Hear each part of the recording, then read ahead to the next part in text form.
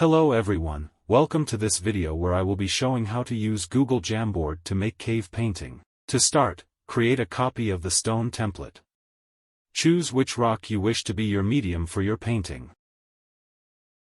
On the left, you can find a pen tool, which allows you to draw. The eraser tool helps to remove the markings from the pen. You can use the select tool to select any scribble, images or text. The sticky note can add note to your medium. The image tool allows you to add images.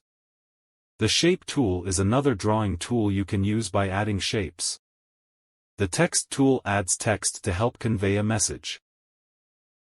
The laser tool creates a temporary marking that helps to bring attention to a particular area. To make your painting, use the pen tool to draw out the painting. You can also use different color to make the painting pop. That's it for the video, thank you for watching.